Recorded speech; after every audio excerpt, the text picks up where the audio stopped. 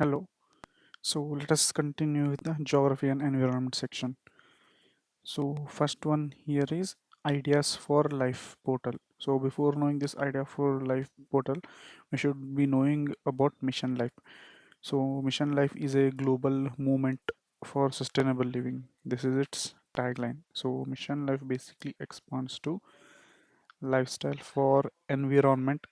It is an Indian led global mass movement to promote individual and community actions for environmental protection. So, it was launched by India in 2021 at the Glasgow conference of COP26, and its main aim is to mobilize 1 billion Indians and other people worldwide to adopt for a sustainable lifestyle. So this basically wants to create something called as pro planet people.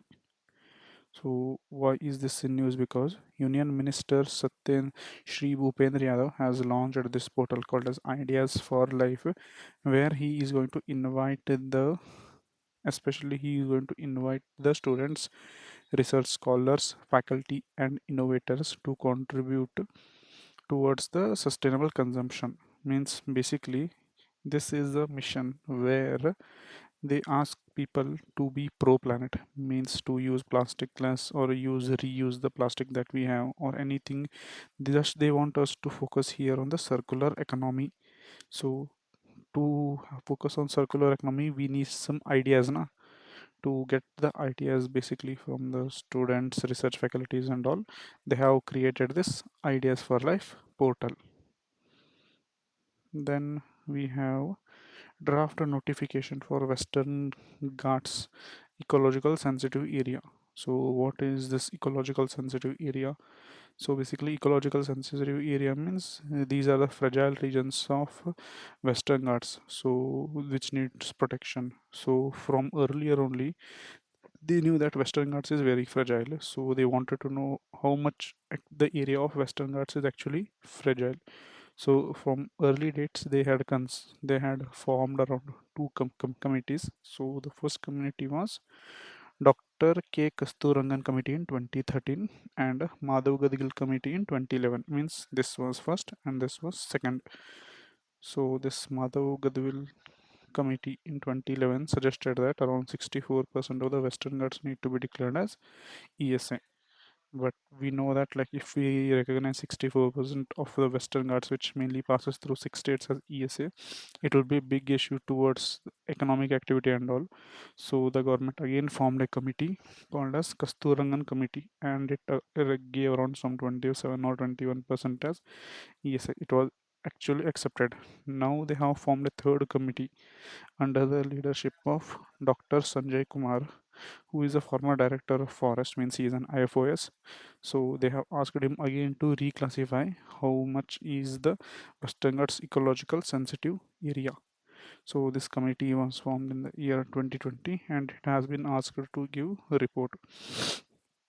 So some basic facts about the coverage is like totally it says that some around 50,000 square kilometer of the Western Ghats should be made as the ESA region, and from Karnataka we have to remember this number no? So remember around 20,668 square kilometer or 20,000 square kilometer is part of ecological sensitive areas. Then we move to national disaster. So Kerala government has recently requested the union government to declare landslides landslides as a national disaster, because if they declare landslide as a national disaster they are also going to get more funds from the central government, because we also seen recently that because of some dam burst and all there were landslides especially in three villages of Wayanad, Kerala. So how does this money flow actually in terms of national disaster take place? It is basically from the NDMA, that is National Disaster Management Authority. So we will learn about this NDMA, National Disaster Management Authority. It is headed by the Prime Minister of India, and it has the NDRF like National Disaster Response Force, and similarly in the state also we have SDRF, that is State Disaster Response Fund, and they are both actually statutory bodies formed under the Disaster Management Act of 2005, and generally center contributes 75% to normal states and 90% to Himalayan and eastern states. So if now Kerala is a normal state, so it will be getting around 7, it will not at all be getting the 75 for the which landslides. So if it is declared as landslides, so the 75% will increase now. So only they are forcing the central government to ask include landslide in the national natural disasters. Then we have Bailey Bridge. So actually, this is a bridge which the Indian Army recently built while doing rescue operations in this Wayanad, Kerala, where the disasters had taken place. So, what are some well-known things? Or what are the features of this Bailey Bridge? Basically, it is a temporary bridge where they use some certain uh, pre-built parts especially to make a quick bridge. Suppose they have all the blocks ready, they will just come and attach between these two areas, and this we have a Bailey Bridge. So who invented this? Did any Indian invent it? No, it was invented in the World War II time by Donald Coleman Bailey. So he's a single person, not three names. Donald Bailey, you can remember only these two also. And it was actually first time used in Italy during World War II. And did we use it any time before this? Yes, we actually used this Bailey Bridge when we were fighting Pakistan in the 1971 war. Then we have pyrocumulonimbus clouds. So it is quite clear that pyrocumulonimbus clouds, they are very high because they are pyrocumulonimbus clouds, and they also are formed recently because of the forest fires. So there is basically dense globe of clouds which are formed in the sky. So these are called as pyrocumulonimbus clouds. And what are some important features of this are? First one, how is they formed? Basically because of the forest fire. And what are other features are? They can spit out thunder and spark of their own, and they also have less rain, but not that much rain is there. So that's it. Then we have Neela Kurunji is in news. So Neela Kurunji, whose name is Strombobilentis kuntinia. So what how can we remember here is remember something like Strombokunti. Just remember Strombokunti. So these two are sufficient to identify it. Strombokunti. It is referring to Neelakurunji. So So this is basically purple flower which is mainly blooming once in 12 years, especially in the regions of Western Ghats. So where in Western Ghats, in all regions? No, it is specifically in the Shola grassland system, which is at very higher levels of the mountains. There we can find this Neela Kurunji plant. So what is its classification status as per IUCN? It is vulnerable, VN. So why is this in news? Mainly because I think recently it might have bloom. So that's the reason it is in news, and it has a blooming cycle of around 12 years, and it shows synchronous blooming. Means if one plant blooms, means other one plants which are in the nearby bushes also bloom. So is it only and only available in Western Ghats? No, it is endemic to Western Ghats, but it is not available only in Western Ghats because one subpopulation of this is available in Eastern Ghats also, that too in Shawara Hills. And Palian tribe. Palian tribe is also very important, mainly because these people stay in the Shola forest only, and they calculate their age based on this Neela Kurunji's blooming cycle of 12 years. Some basic facts about IUCN.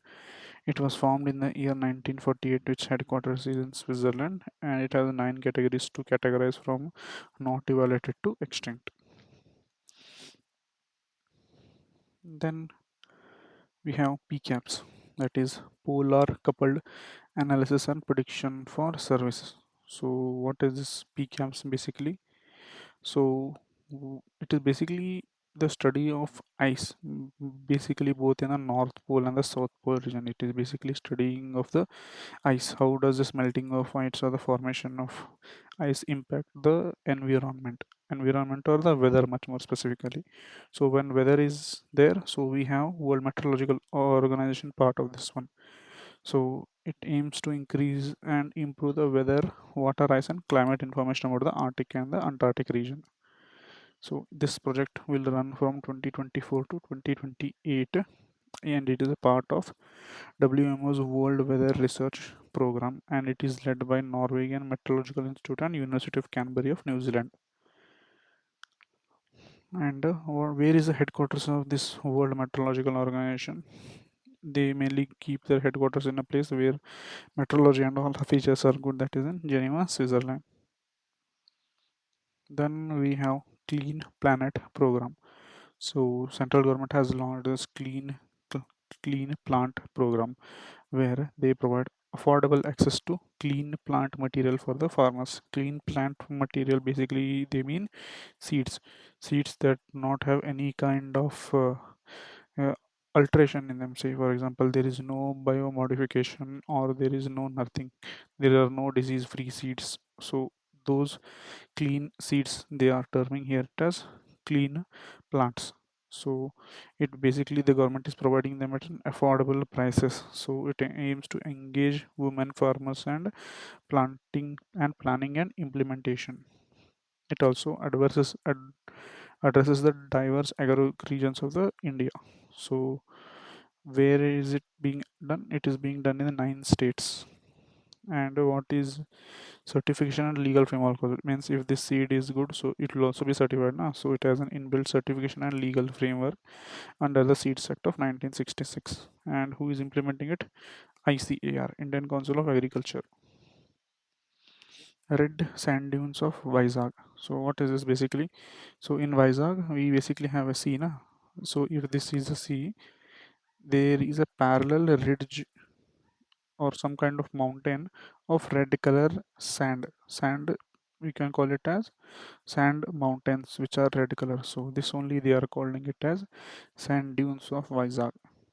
So basically there were recent concern raised where these sand dunes were exploited by the local people, so they were in news. So this is basically declared as a heritage site by the Geological Survey of India.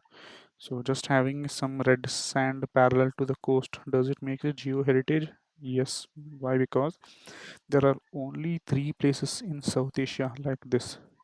And one more important feature is they do not formed in the equatorial or temperate regions due to scientific reasons. So only this becomes important.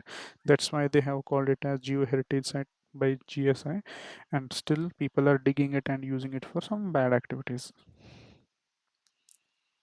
Then we have Omkareshwar floating solar project. So Madhya Pradesh has commissioned the largest flow solar floating project in the central and north India. So where is it? We have to know. The location is Omkareshwar, Madhya Pradesh. On which river? It is on the Narmada River. And who is doing this? Ministry of Renewable Energy. Then we have newly named underwater structures in the Indian Ocean. So actually there is a commission under UNESCO which is called as Intergovernmental Oceanographic Commissions. So what is its function? Its main function is to name the things that are actually found below sea. So for example, if this is a sea and below they find a mountain, they will name this mountain as something. So this is in news mainly because 3 names that are suggested by India has been used by this Intergovernmental Oceanographic Commission. So what are those 3 names? The first name is Ashoka Seamount, then Chandragupta Ridge, and then Kalpatru Ridge. So was this the first time the name given by India used in naming? No. Earlier we have given names like Raman Ridge, Panikar Seamount, Sagar Kanaya Ridge, and DN Wadia Gayat. These were also used. So we have to remember currently 3 only. So one is Ashoka, and one is the Chandragupta, and another one is a Kalpatru. So we can remember something like CSK is there, na? So CSK will become CAK. So then, like, did we only discover them to name it on India? No. The two were discovered by the Russian vessels. That is Ashoka and Kalpatru were discovered by Russia, and one Chandragupta Ridge was discovered by Indian research vessel. That is MGS Sagar. So some basic facts about this organization. that is the Intergovernmental Oceanographic Commission. Actually, this is under UNESCO, and this was formed in the year 1946. It mainly function is to coordination of the programs, capacity building, ocean observation, and services like this naming one, and it also gives tsunami warning and ocean literacy. Then we have new Ramsar sites have been designated. So recently, three new Ramsar sites have been designated. So now our total number will increase to 85.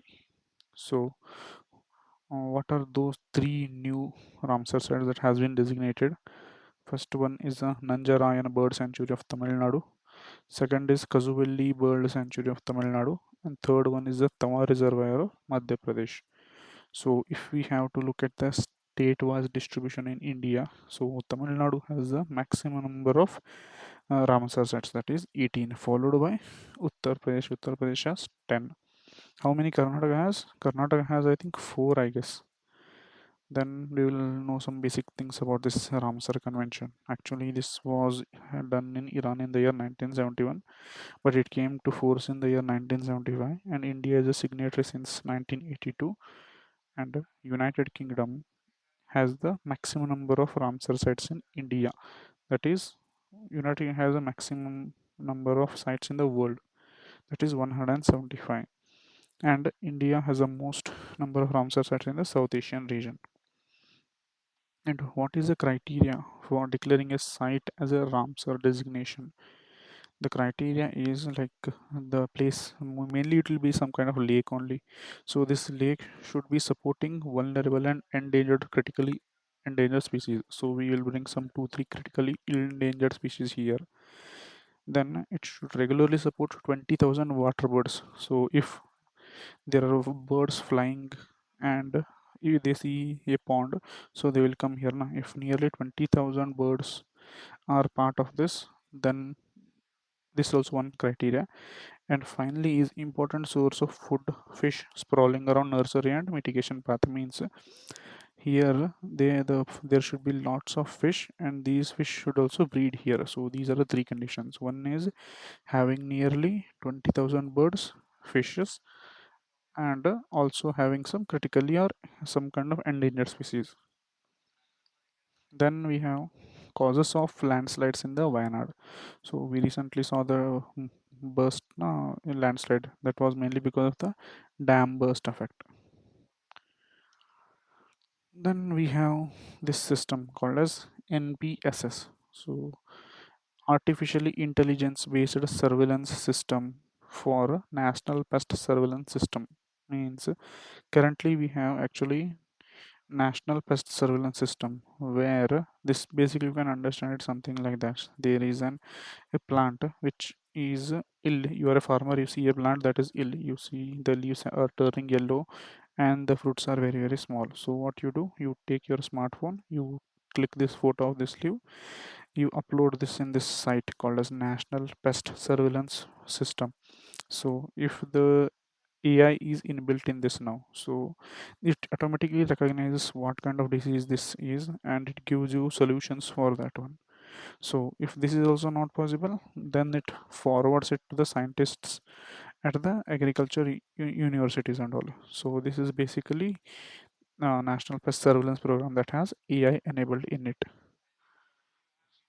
Then we move to new things. Conference on space driven solution for agriculture transformation in India.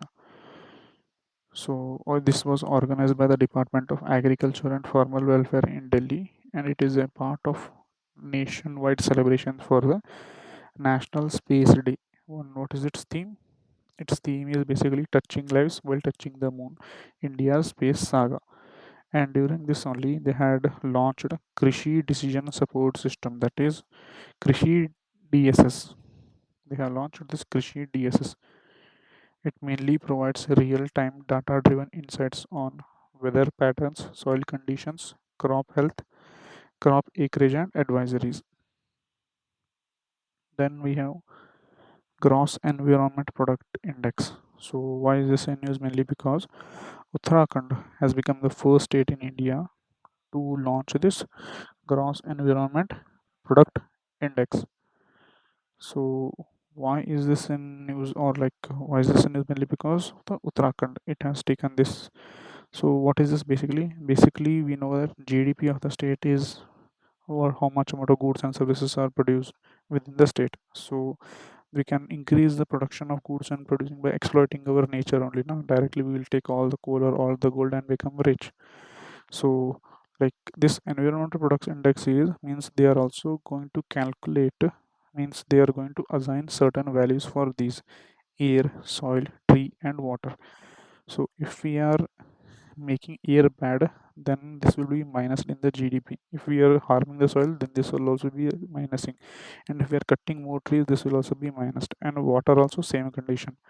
So it is basically calculating the GDP by also considering its environment impacts. So this is gross environment product, and Uttarakhand is the first state to use this. Then we have geocliffs. So what are basically geoglyphs? So geoglyphs are basically colossal designs on the earth's surface which mainly represents naturalistic or abstract forms, and they are visible from a long distance, implying the knowledge of proportions and mathematics. So basically, to tell in simple words, so these are the diagrams made by the earlier people, especially that mainly have some kind of geometry associated with this. Say in this figure we can see circles are there, na? Concentric circles are there. So this is also kind of geometric design. What does this show? This shows that people then also knew what are concentric circles. So these are geoclips and they are generally drawn on the land. So recently Maharashtra government has declared nearly 1500 geoclips which are spread across 70 locations in the Ratnagiri district, and they are declared as protected monuments. Then exotic wild species in India.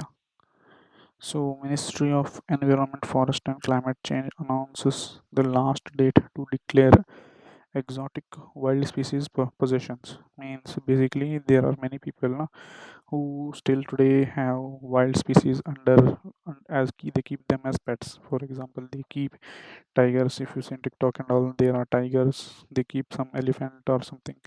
If they are keeping these wild exotic species in their position, then they have to be announced to the Ministry of Environment.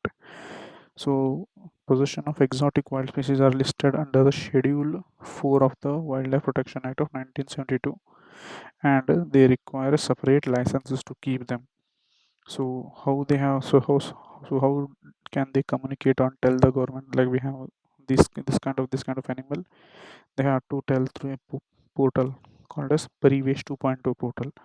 So if they tell through this portal to the, and this information goes to the chief wildlife warden of the concerned state, and then he will take the necessary actions. So some basic facts for this Parivesh portal. It is a web-based workflow application for online submission and monitoring of the proposals related to environment, forest, and coastal regulation zones. So basically, it is a portal where all the proposals or all the licenses, something kind of which are related to environment, are taken. So in this only, the registration of exotic animals is also done. Then we have Purandar figs. So these basically Purandar figs are GI, have got GI tag actually. They were awarded GI tag in the year 2016. They basically are fig fruit. So this is basically the GI tag given to the Pune district in Maharashtra. They are mainly exported now, so they are in news actually. Where have been they exported? They are exported to Poland actually. So what is the body that has facilitated this exporting? That is APIDA, Agricultural and Processed Food Products Export Development Authority. It was established in the year 1985 under the Ministry of Commerce and Industry, and its main objective is to promote export of the scheduled products. Then we move to science and tech news. So first news here is NanoMind. So what is this Nanomind? The Institute of Basic Science and Yonsei University of South Korea have successfully demonstrated the ability to control specific brain responses in mice using magnetic fields.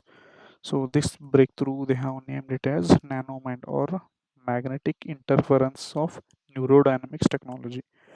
So basically what they have done is they have identified specific parts of the brain that mainly responses to a stimuli. For example, uh, say for example, if your fear of a fire, so if fire is presented in front of you, they are scanning the brain. They say which part of the brain has shows more electrical activity. So if this part shows more electrical activity, they can clearly know that this part of the brain mainly deals with the fear and stuff. And if they bring your girlfriend in front of you, so if this part of the brain gets activated or electrical signals here are more, they say that this part of the brain mainly deals with the expressions of love. Something like that. They have achieved this in the mice, so they have called this it as Nanomind. Then we have discovery of the vampire star. So the astronomers from the Indian Institute of Astrophysics have identified an vampire star in the cluster M67, which is located in the constellation Cancer. So this is also called as blue straggler stars. So basically we have to know what is an vampire star. So basically vampire stars means, you know what is vampire. Vampire is the one that mainly drinks blood from someone else's body. So this is also very similar to this. So basically it a vampire star will have two things. One is a vampire star which mainly takes the material, and another one is a donor star from which it will be taking. So this vampire star is typically a compact hot star, not the OTT one. This hot star means it is very active core is there, which is white dwarf, neutron star, or can be a black hole. And this donor star means it is larger, but it is cooler star. So this is a hot star. Why is this cool? Because this is sucking all the heat from this. So this is only we can call this as a donor star. Donor star, and this is the one that is accepting it. This is a vampire star. So say this is taking things from this one. So only this is called as vampire star. So the vampire star's strong gravity attracts material from the donor star, especially from the assertion disk. Assertion disk means if you have seen Saturn, the disk around these are there, na? These are actually assertion disk. So this is basically the vampire star. What we should know where it has been found. It has been found in the constellation Cancer, and what is the star name? M67. And some other features we should also know that there are different types of vampire stars. That is algo type, catalysmic type, and X-ray binaries. So they can also ask question like algo type, catalysmic type, and X-ray binaries are sometimes seen in is related to. So all these three are vampire stars. Then we have WHO's Global Tradition Medicine Center. So actually WHO is now also focusing on the traditional medicine. So it has chosen India mainly because India has committed around 85 million over 10 years to support the programming of the World Health Organization's Global Traditional Medicine Center. So it has established a center in Jamnagar, Gujarat. So this is the first global outpost for the traditional medicine under the Ministry of Ayush. So what is its work? Now India is giving 85 million rupees, na? So now they will be doing the research, especially in our traditional medicines. We have yoga, siddhi, unani, and we also hear people telling that if we do yoga, then our back will become straight. If we do yoga, our flexibility increases. Yes, we know that it is true, but are there any scientific evidence? So now in this which Global Traditional Medicine Center, they will calculate everything scientifically, like which part it impacts, which body it impacts, and if there are any preconceived notions or any superstitions. Like if you drink this kind of liquid, you might have seen in the Instagram, na? what is that, Adivasi yogi, some oil are there, they are using it for hair loss and all. They don't know, they just throw some random stuff, spices in oil, and they just cook it and they'll apply to people. They call it as traditional. But if that oil is sent to this medicinal center, definitely it will be treated as superstition and it will be ignored. It will not only help India's image globally, but it will also help people from getting scammed. Then we have India to roll out advanced treatment for TB. So news is not that important, but what we have to remember is what are these three. So bedaquiline, primtomanid, and lisinoid. So basically, these are basically drugs that are given to the patient who is suffering from TB. Then we have mpox breakdown is there. Actually, there is a mpox breakdown, especially in Sweden. So they have confirmed this, and this outbreak was from Africa only. So as anything that goes from a less developed country to developed country, they make it big. So we have to remember for that reason also. So basically, it is a viral zoonotic disease caused by a monkeypox virus. Actually, it originated in the African region, mainly country called as Democratic Republic of Congo. And what are its impact? Skin rashes, fever, headache, muscles, back pain, etc., and swollen limbs. And human to human transition is also possible. So only the people of the Sweden are worried because of this monkeypox, and there are no treatment available for this. Why? Mainly because it was a part of Africa. Now, as it has moved to Sweden, now Europe will find a solution for it. Then we have small satellite launch vehicles, that is SSLV. So recently, Indian Space Research Organization has launched EOS-08 Earth observation satellite on board the small satellite launch vehicle from the Satish Dhawan Space Center, Sri Harikota. So this is a micro satellite actually. So if we want to remember its payloads also, we can remember that is OIR, electro-optical infrared payload, then global navigation satellite system reflectometer and SICK UV disometer. So it is basically a microsatellite. Basically, it observes especially the Earth, especially its environment and all. And its timeline is 1 year. And some basic facts about this SSLV. This that is a small satellite launch vehicle. It is a three-stage one.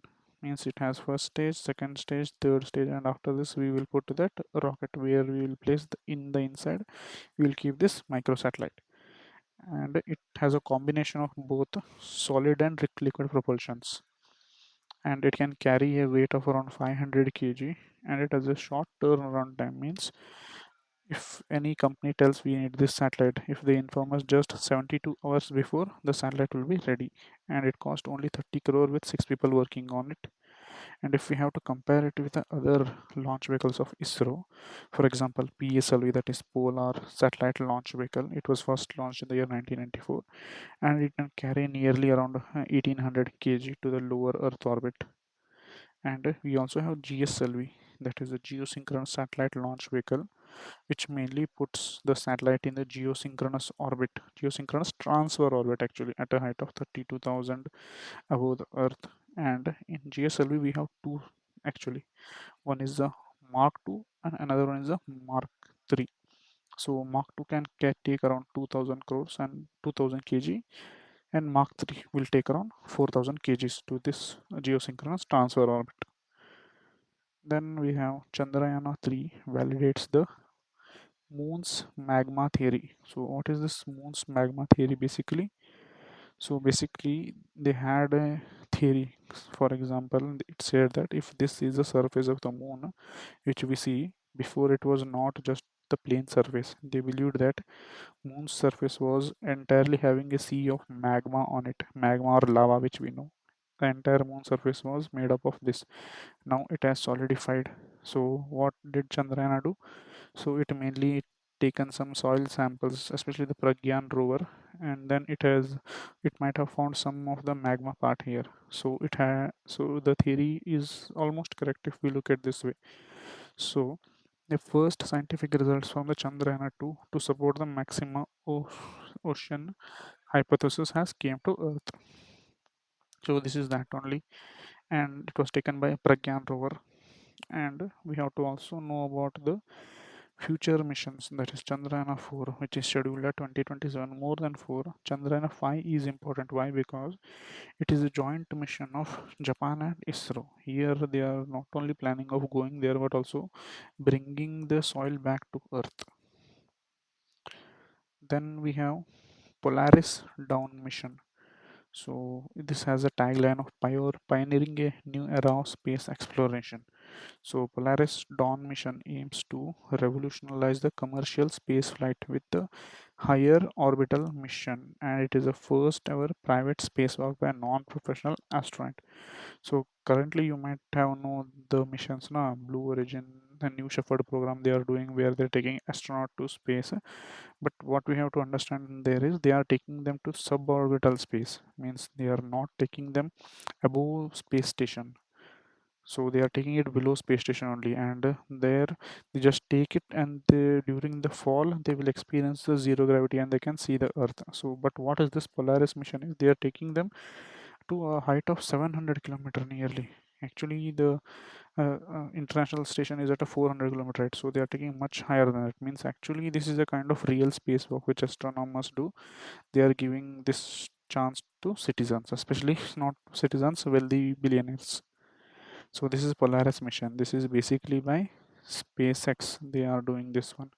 So this is the first non-governmental spacewalk also, because this is done by private company, and they have reached the record-breaking altitude, which we saw 700 kilometers.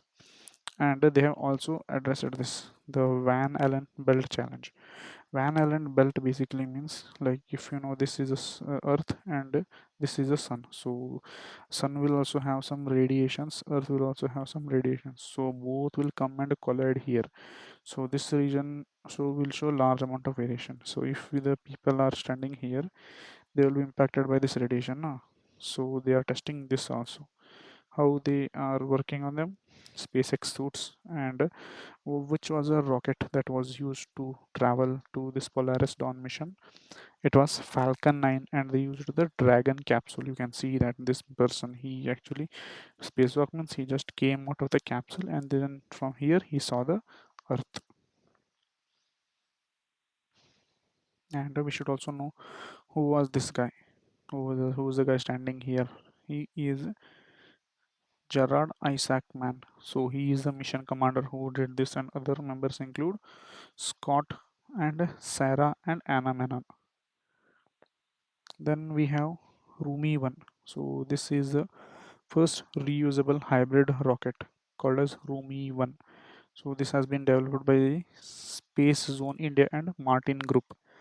And this mainly has a liquid and solid fuel propulsion system also, and CO2 trigger parachute system also is there. So basically this is launched from the east coast of Chennai, that is in Chennai, and this has carried around 3 cube satellites and 50 pico satellites. Means pico means, you can know, 10 raised to power of minus 12, and it is used as India's first hydraulic mobile launch system. So this is basically about first reusable hybrid rocket of India, that is Rumi. Reusable rocket, we know that the Elon Musk has now, that will come vertically and land. It is similar kind of thing, but this basically gets launched, travels, gives out its satellite, then while coming it uses a big parachute. So this is the way how Rumi works. Then we have editing breakthrough. So we have to remember this one, ISD era 2 TNPB. So just remember ISDRA2. So collaborative efforts between Indian Council of Agriculture Research, National Rice Research Institute, and Pennsylvania State University have developed a new genome editing tool which is called as ISDRA2. So what is it? This is basically an upgrade over the existing CRISPR-Cas9, because The protein of CRISPR-Cas9 are generally too big. So whenever they are too big, it is really difficult to edit this DNA. Na? If they want to make any changes at specific this location, the protein is only this big. So it will be really difficult to make changes at this position. So now this gene editor, that is IDSRA2, is also gene editor. It is basically derived from a bacteria Deinococcus radiodurans. So this is comparatively smaller than the CRISPR-Cas9. So it is much more suitable to use in the plants. So this CRISPR-Cas9 is easy to use the genome editing, especially for human, because they have larger strands and all. But in plants it is not the case. So in if this is the DNA and this is the protein, so this gene editing tool is this much. So it will be easy for this to go here and edit.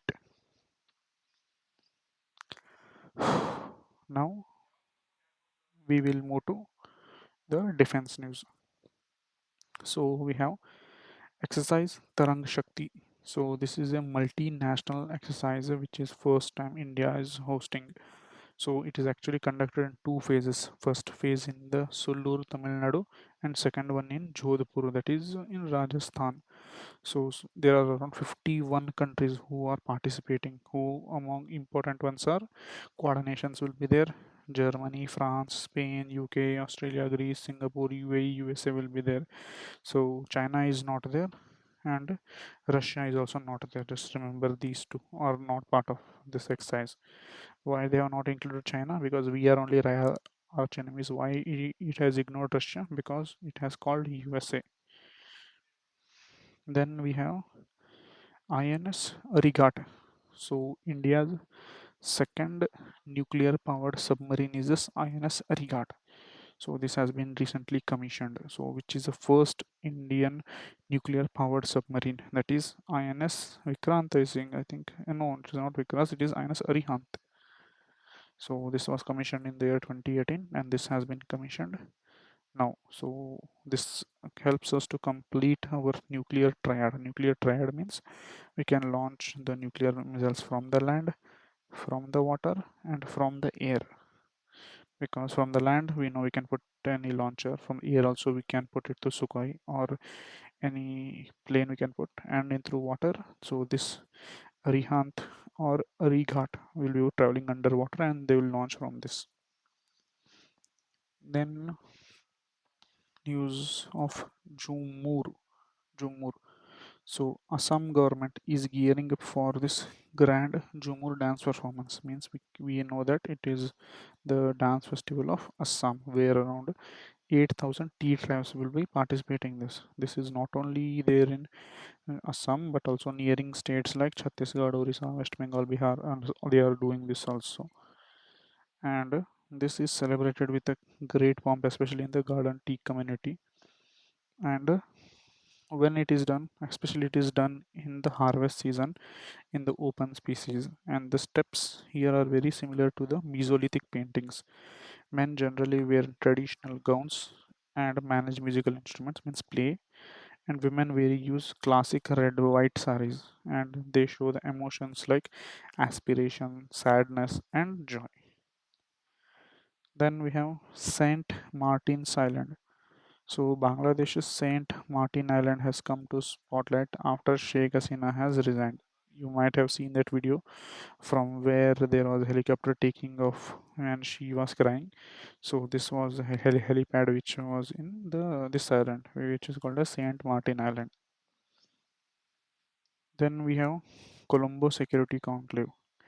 National Security Advisor Ajit Doval is representing India in Maldives, especially for the Colombo Security Conclave. So what is this basically? So this is basically a regional security grouping which comprises of India, Sri Lanka, Maldives, and Mauritius. So remember, like India, Sri Lanka are near only. So after that, Maldives and Mauritius. It actually originated in 2011 as a trilateral meeting between the NSAs and the deputy NSAs from this India, Maldives, and Sri Lanka, and later Mauritius joined, and now Bangladesh has also joined, and Bangladesh and Seychelles have also joined as observers.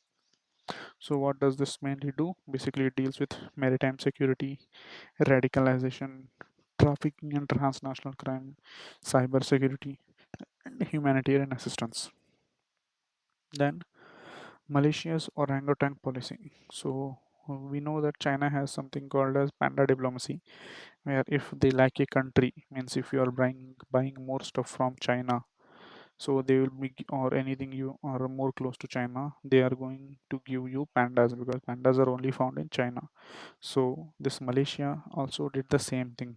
It says that Malaysia is giving out the orangutans. Orangutans means like monkeys like you. This one, just like the person watching the video.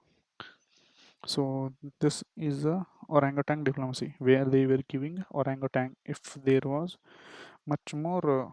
They have announced this recently. If any country was supporting them trade and all, there was a backlash for this actually because Malaysia's main export is what? It is palm oil. So palm oil basically means they will cut the forest and they will grow the palm trees there.